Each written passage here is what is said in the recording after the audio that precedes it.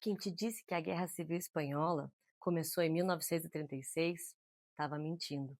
Essa guerra começou lá atrás. Ela tem tudo a ver, bem simples de entender, com as guerras napoleônicas, na verdade, até com o que aconteceu com a França na Revolução Francesa.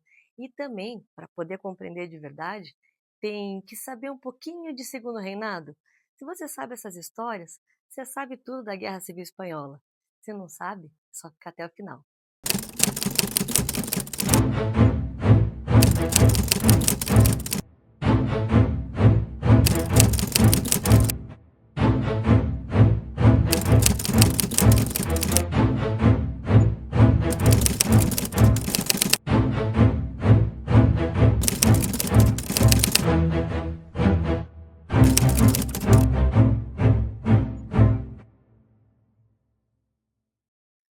O embate secular entre as duas Espanhas, na verdade, está lá, em 1812, no contexto que, das guerras napoleônicas, a Península Ibérica foi invadida.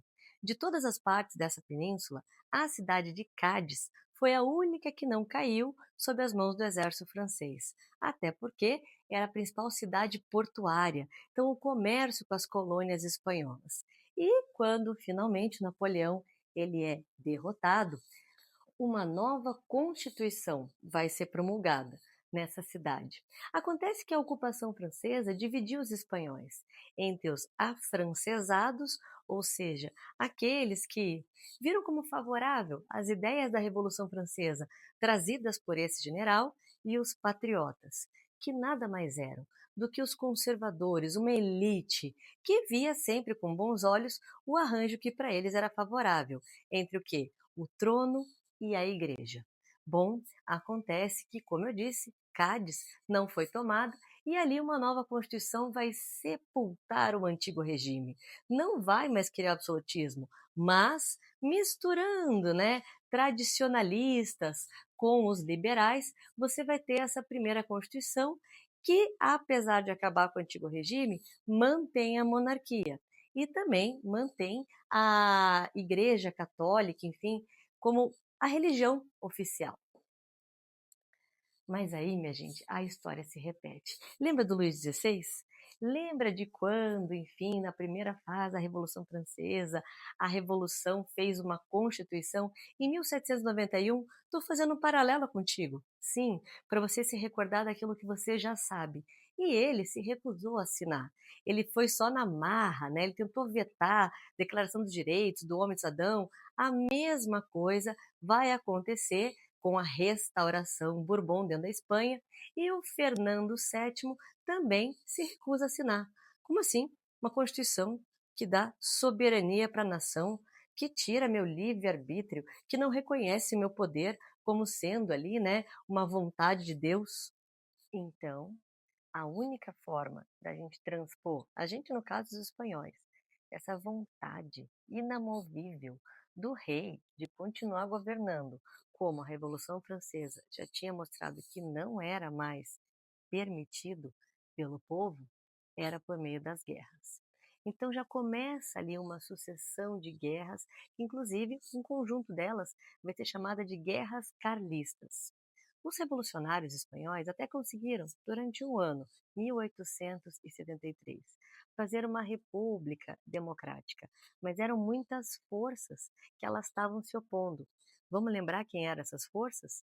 A gente tinha os conservadores tradicionalistas, ao mesmo tempo que você tinha aqueles que lá atrás vão ser chamados de afrancesados, que eram os liberais ou revolucionários. E revolucionários por quê? Porque pensavam inclusive em república. E como eu estou na segunda metade do século XIX, a gente não pode esquecer de todas aquelas ideologias que neste momento de capitalismo industrial, de imperialismo, na verdade, que está levando o mundo para a Primeira Guerra Mundial, você tem também o crescimento dos movimentos socialistas e anarquistas dentro da Espanha. Esses conflitos todos, eles acabaram por se acalmar em 1876, quando Afonso XII assume numa espécie de monarquia constitucional. E quando eu falo que era uma espécie, porque existiam 2 partidos e, muito parecido com o que aconteceu no segundo reinado no Brasil, tudo farinha do mesmo saco, os liberais e os conservadores, que se alternavam com o aval do rei. Na verdade não era bem o aval, era com a fraude eleitoral para que a vontade do monarca fosse respeitada. Com essa alternância entre aqueles que iriam ocupar ali alguns cargos do poder executivo, junto com o dele, que continuava sendo hereditário e vitalício. Só que numa Espanha, que tudo bem, na parte sul, a maioria da população ainda era agrícola, o desenvolvimento industrial, ele não era lá grande coisa, até que isso vai funcionar durante um quarto de século. Mas o norte começa a se industrializar. E ali você vai ter uma burguesia industrial contrária a esse centralismo político de Madrid. Junto com eles, além dessa burguesia, você vai ter o crescimento do proletariado normal, né, desse processo de industrialização, aonde os próprios operários vão fomentando, vão crescendo com a organização de movimentos socialistas e anarquistas. Inclusive, em 1879, vai ser fundado o Partido Socialista Operário Espanhol. E, como não poderia deixar de ser, até mesmo a classe média não se sente mais identificada com esse governo monárquico que, como eu comentei, estava ali rolando há um quarto de século. E eles vão, de novo, né, ressuscitando a ideia da república. E toda essa transformação vai ter um golpe final contra essa monarquia conservadora, que foi a perda em 1898 da última colônia americana da Espanha, Cuba. O revés econômico dessa perda até que não foi tão grande. O problema mesmo foi o impacto no moral desse governo. Para você ter uma ideia, até militares, intelectuais já não estavam mais tão satisfeitos com o governo que agora já era do Afonso XIII. E nunca estiveram, né? O outro lado, que daí seria a classe média, a burguesia industrial, e no final das contas, em 1923, tendo uma inspiração bem forte de Mussolini, um general chamado Primo de Rivera vai dar um golpe consentido pelo rei Afonso XIII, que ele vai achar até bom, aonde esse general, em 23, instaura, né, uma ditadura corporativista e acaba com esse regime, que era um regime de liberalismo, mas a gente sabe que ele era todo fraudulento. Acontece que esse general, Primo de Rivera, ele não é um salvador da pátria. Ele não consegue resolver os conflitos sociais que, como eu disse, estavam se arrastando ali, né, desde o final das guerras napoleônicas. E no final das contas, ele mesmo vai sair do governo em 1930. E percebendo o crescimento das forças republicanas, em virtude das eleições que vão acontecer municipalmente na Espanha em 31, o próprio rei ele vai se exilar. Então acontece em 31 a fundação da Segunda República Espanhola. Segunda República porque mesmo de duração de um ano ocorreu a primeira. Só que essa Segunda República Espanhola, veja, eu estou em 31, ela não está no momento muito favorável para as reformas que vão estar sendo instauradas ali. Lembre-se da crise de 29.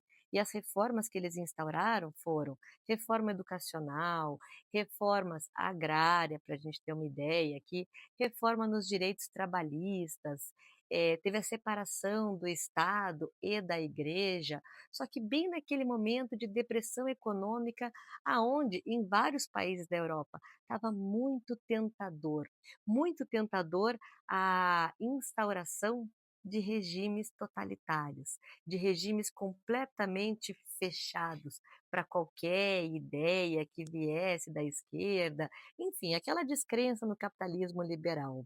E é isso que vai, enfim, né, acabar com toda essa onda de transformações de oposição e culminar no nosso tema principal, que é a Guerra Civil Espanhola.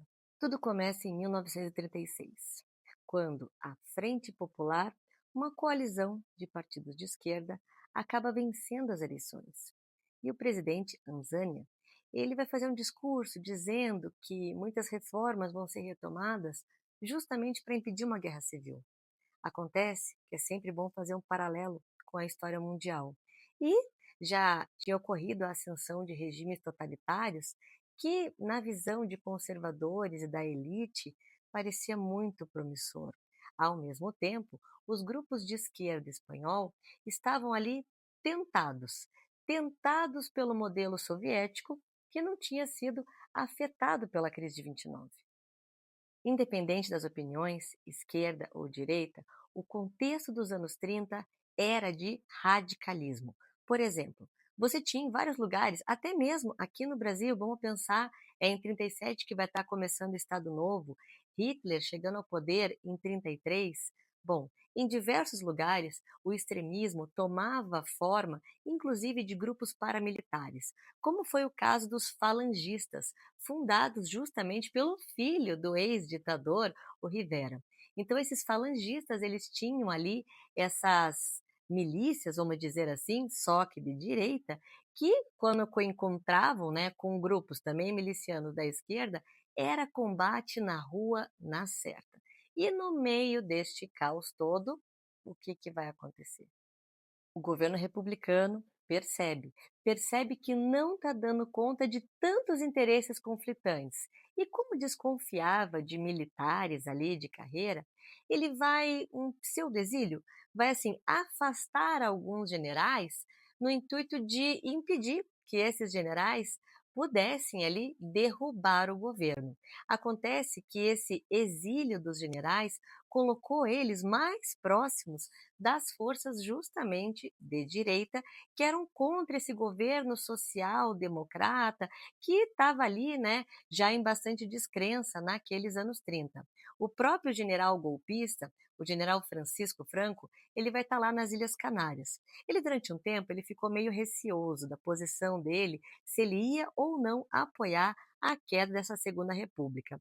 Até que o assassinato de um líder monárquico por um pistoleiro de esquerda não deixou dúvidas. E ele, inclusive, vai antecipar o golpe dele, que estava ali marcado para o dia 18, 19 de julho, para o dia 17, quando ele pega um avião e vai das Ilhas Canárias para o Marrocos. E lá ele toma frente dos exércitos coloniais e fala que está assumindo o governo para evitar uma revolução marxista. Esse golpe de Estado vai ter sucesso, vamos dizer assim, em metade do país. A outra metade continua com o governo republicano. E, além do governo republicano estar com uma área muito grande do país, as maiores cidades estavam nas mãos do governo republicano. Então começa em 36 essa guerra fratricida, aonde de um lado a gente pode chamar as forças de republicanos e nacionalistas. Os republicanos seria o governo ali legítimo da Segunda República e os que se auto-intitulavam nacionalistas seriam essa oposição conservadora, misturada ali com ideais fascistas, misturadas com aqueles que ainda sonhavam com o retorno da monarquia. E foi justamente a intervenção internacional que prolongou essa guerra até 1939. A Liga das Nações, que sim, ela existia, ela vai tentar formar, né, uma ideia de que não se deve intervir para que aquilo não cresça e não vire, né, como foi a Primeira Guerra Mundial, um conflito regional que se expandiu aí pelos outros países. Acontece, né, que essa tentativa da Liga das Nações, como muitas coisas, né, que eles não tiveram sucesso, não vai conseguir inibir, por exemplo, né, uma mega empresa norte-americana que era a Texas Oil Company, de ficar ali fornecendo, né, combustível para o lado que era do General Franco, que estava sendo apoiado por ninguém mais, ninguém menos, a gente sabe disso, do que Hitler e Mussolini. É aqui nessa guerra civil espanhola que vai acontecer o bombardeio de Guernica, uma cidade que em menos de 3 horas vai quase que desaparecer do mapa, tinha lá seus 5.000 habitantes.